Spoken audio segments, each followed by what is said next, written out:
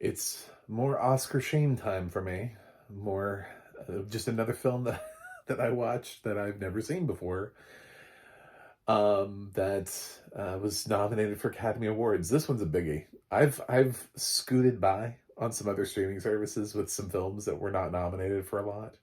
Uh, Barely, honestly, Vanilla Sky off of MGM Plus, the best original song nomination. Um, but it did get a lot closer. I mentioned in that review, I was like, Cameron Diaz got really close. Like when you look at her precursor awards, she was snubbed.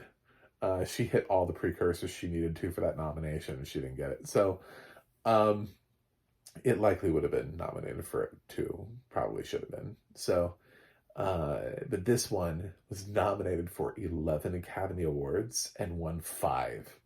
And I'm just now watching it. And the funny thing is, I've seen the sequel.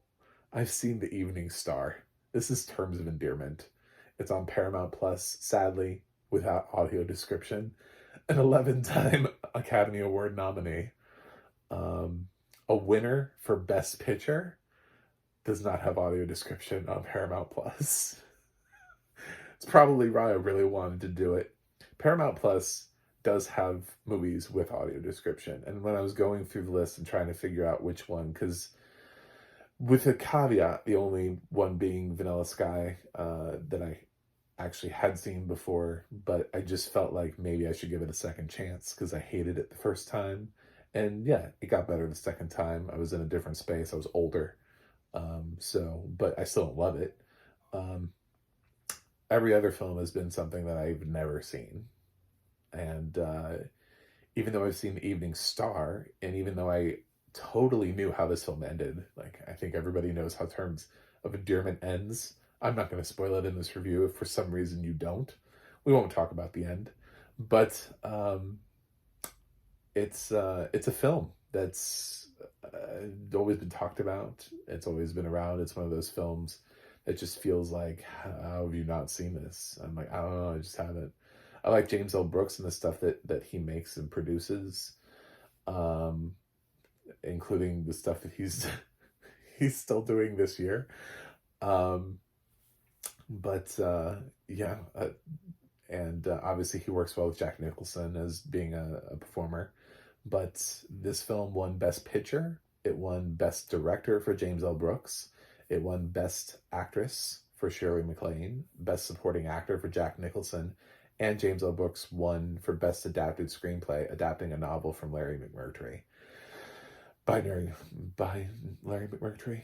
So 5 wins. The other 11 nominations are interesting because they show me an overperforming. Like if I'm sitting here as my putting my Oscar analysis hat on, this film overperformed. Best sound, no. I don't what's design or mixing. I don't know, and I don't care. It shouldn't be there. There's nothing that was remotely impressive about sound. I don't even know why it's nominated, except to say that obviously this was a popular nominee with 11 nominations, and they were just like, I guess we'll vote for it in every category humanly possible. Cool. Um, I did like the score, so I'm glad the score was nominated. That was a nomination when I was going through and I saw that it didn't win. I was like, oh, I really like the score. It was a nice score. Um, and film editing makes sense. So there's some things in there that made sense to me. Uh, I, this is a very interesting film because it has 2 nominations for Best Actress and 2 nominations in Best Supporting Actor. Deborah Winger was also nominated for Lead Actress, and John Lithgow was nominated for Supporting Actor. I looked at IMDb. Apparently, Danny DeVito's in this, and I totally missed it. I don't know where he was. I don't know what role. I think he was at the beginning. I have no. I was like, did I miss his voice? I always thought I used to be able to recognize Danny DeVito's voice, and the funny thing was I recognized everybody else. I was like, oh, that's Jack Nicholson. Oh, John Lithgow's in this. Oh, Jeff Daniels is in this. I went to everybody else, and then I got to the end of the film, and they were like, on IMDb, it says Danny DeVito. I'm like, did I did I miss Danny DeVito's voice? Really, Danny? I, I missed his voice. I'm pretty good at recognizing voices. Was he doing like a German accent? Like, where? I was so confused. Of course, I saw the role and everything, but it still just blew my mind. I was like, Danny DeVito? Fuck me.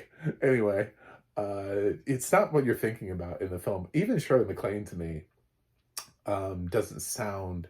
She's in this weird period where I'm less familiar with her work. There's her earlier work, if you're familiar with stuff of when she was young, back in the day, the apartment and stuff like that. And then she's sort of like this is like middle for her, and then her later work, where if you're familiar with her older voice, I'm just less familiar with the middle years of her middle age years. So I'm familiar with her younger stuff and her older stuff, but not her middle stuff as much. So Shirley MacLaine, even with that, I was like, that's Shirley MacLaine? Wow. Deborah Winger, interestingly, I just seen it on Officer and Gentleman. So, and I commented at the time that I have a feeling that was the film she did not need the nomination for. This is the film that she deserves the nomination for. I would argue she deserved to win over Shirley MacLaine. I know that that's a controversial opinion. This film doesn't have audio description, so how can I properly acknowledge? But in the interactions between Shirley MacLaine and Jack Nicholson in this are just so weird. They're just so. This is a weird film. I really was trying to like gauge it and get into it. I get it. They're doing the quirky thing. We did it also, and something's got to give. You know, Jack Nicholson, Diane Keaton were not really well matched for each other. I get it. It's great to put Jack Nicholson into films where women don't really like him, but then they end up falling for him. But they were just so weird. But yet Deborah Winger, I really just enjoyed her character a lot more, and sort of it felt more headstrong and assured. This is what I'm going to do with my life. You don't always understand the problems in everybody's lives, and they don't always show up in. And you think, you know, somebody's like, "Oh, I hate my life." And you're like, "Why do you hate your life? Your life seems okay." Like, but then they make choices and things happen, and I think that's what Terms of Endearment really encompasses and is about. It's hard to tell because there's no audio description, so I went from scene to scene to scene with some context missing every time. Wasn't always sure what was shown. I was sort of intrigued by the rating because this is not rated R. There's a lot of talk about sex. I'm guessing we just don't show it. But yeah, it's I'm guessing that's where we go. But for a film that likes to talk about sex, I guess it doesn't show any, so that's how it's skirted in our rating. Anyway, and not a lot of cursing though, so that's probably another reason why it's safe. It's a nice mother-daughter film. Without doing a deep dive enough into more films from 1983. This is the year I was born. That's why, didn't rush out to the theaters to see it. I'm sorry. For those of you who are like, why are we seeing Terms of Endearment? You've misjudged my age, sir. When I came out the birthing canal, I didn't go, Mom, Terms of Endearment is in theaters.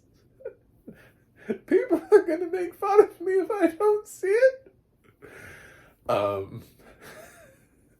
And then, of course, it was so weird because, obviously, I'm sure at some point my mom saw Terms of Endearment as an adult in that time period.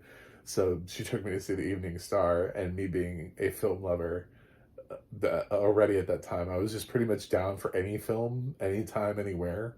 I saw all sorts of stuff, whether I liked it or not. Stuff I still am like, should I revisit that as an adult and see whether I liked it? Because as a kid or as a teen, films sometimes just aren't really meant for you and they go over your head. So I saw The Evening Star totally out of context. Not that it's a classic. It has like a 5.8 on IMDb. People are kind of indifferent on it. But I didn't know what Terms of Endearment was. It's just Evening Star. So, I'm glad that I saw it either way because now I can check it off my list in some fashion. I'm more familiar with it. I get it now. I feel like I've completed some weird circle of life. Like I should have. It's been years since I've only ever seen The Evening Star once. I've finally completed that to-do list from 1997, 96. Seen the film on which the sequel is based off of. Anyway, um, I can't really comment on whether or not it should or should not have won any of the awards nominated. Is also it's a tough cookie because I like the performances. Um, the performance I liked the most was Deborah Winger. So if I had to go back and rewrite the 1983 Oscars right now, I would have put Deborah Winger over Shirley MacLaine. But if I'm picking between the supporting actor performances, I do think they went with the most interesting supporting actor performance. So I think John Lithgow's good. Um, but if you look at the awards season, I went through the awards for every voting body, all the Critics Guilds and Golden Globes and BAFTAs and everything. So to see who liked what, and John Lithgow wasn't getting picked up a lot of places, so his nomination just was sort of part of the film overperforming. Jack Nicholson was getting all the recognition, of course, because he's Jack Nicholson. Um, so yeah, I wonder if we hadn't given this award to Jack Nicholson, if he would have won a third Oscar for something else later on. He has three, but I'm aware of that. I'm saying like, but would he also have won for um I don't know, Something's Gotta Give, about Schmidt, one of those films. So, or The Departed in a supporting role. I don't know. But would have been interesting, but obviously nobody wanted to give Jack Nicholson 4 Academy Awards.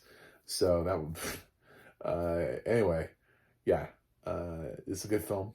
Check it out. When it has audio description. If you can find it somewhere that has audio description, great.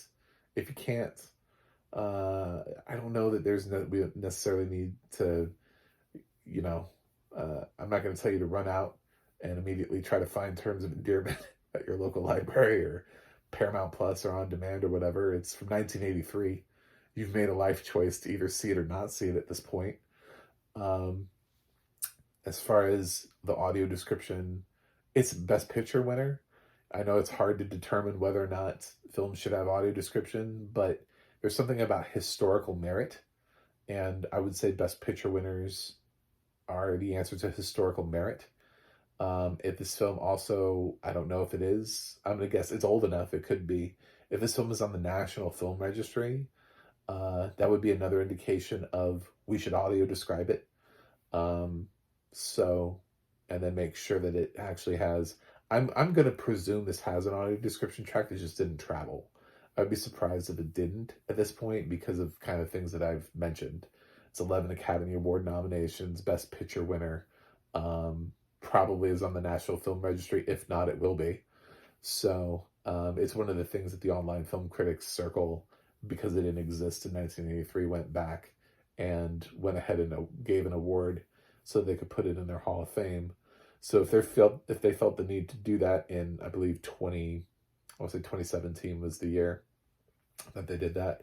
If they felt the need to do that, then this is something that's could easily be on the film registry. It was the National Board of Review, I believe, had it as their best picture, tied with something else. But so there's so many reasons to look at and be like, this is going to be something that people are going to revisit. Film schools, students, people who are trying to get into film, when blind kids are trying to learn how to become a film buff. Maybe they want to be a screenwriter. Something that they could easily achieve is being a screenwriter. Not hard. They may turn and look to things that won Best Screenplay. This is a winner of screenplay, adapted screenplay. So many reasons why this film should have audio description, and it's depressing that it doesn't. So, unfortunately, if you guys know how this works around here. It's highly unlikely I would ever give a grade to a film that doesn't have audio description. I try to avoid it unless there's a specific reason or artistic merit or something like that. Um, I may mention where I think the film is going to be for me, but my official grade for this film is unwatchable without audio description. Um, I was missing too much stuff. I don't know if contextually the audio description would have helped me figure out who Danny DeVito was. I don't know how I missed his voice. That's on me. That's just me. I honestly, that's got to be me. I should have recognized Danny DeVito's voice. There's no way he did not hide it well enough. Like, he couldn't have. I don't know what I was doing. I'm shocked and dismayed. I recognized everybody else, but him, who is recognizable. I love the fact, by the way, that one of the kids is played by an actor named Huckleberry Fox. I need to mention that. What a name! Can we just make him a superstar? I want to watch Huckleberry Fox movies. Like, I want. Like, why aren't we? Why didn't Huckleberry Fox become a thing? I would have cast that kid on name alone. He'd have walked in the room and I'd been like, "You're a star. I want to put you in films." Huckleberry Fox in Home Alone. You know, like, just immediately. What a name. Um. So, and I mean that in the best way possible. I mean, you can't beat that name. It's just you will. I'll remember that name, Huckleberry Fox. A Huckleberry Fox film, if you were a director. Could you imagine that? And you're like, "Oh, have you seen the new Huckleberry Fox movie?" Like, there's something about it. It just rolls off the tongue. I love it. Your parents are awesome. Um, so I would say this film probably for me is an A minus or B plus. I don't think it's my favorite of all time, but then again, I would love to give it an opportunity to win me over with audio description. Um, yeah. So there's some other stuff that James L. Brooks has done where I think I like it a little bit better than this, but I don't want to besmirch 1983. I don't know what else was in this year, so in the totality of it, obviously I know films from 1983. Don't look at me like that. You know, it's not the only film that I've seen that was released in 1983. It's not what I meant. I just meant I don't feel like I have enough of a grasp um, of cinema from 1983 to determine if this should have been quite as lauded as it was. Um, Maybe it is. Maybe it isn't. I don't know. I'll figure out eventually. Anyway, thanks for watching. Thanks for subscribing. And I like to talk about films with audio description and also talk about films that don't have them so that we can try to get audio description on them. So click that subscribe button. I have a website, MacTheMovieGuy.com. You can follow me on X, Threads, or Instagram at MacTheMovieGuy. You can go to the Audio Description Project, adp.acb.org. It'll let you know what does have audio description and where you can watch it. And you can go to the adna.org. That's the adna.org. It'll let you know who's narrating your favorite films and television series. That's it for me today. I've still got probably a couple more streaming services to do. Oscar voting starts soon. So have fun. I'll see you guys on the other side.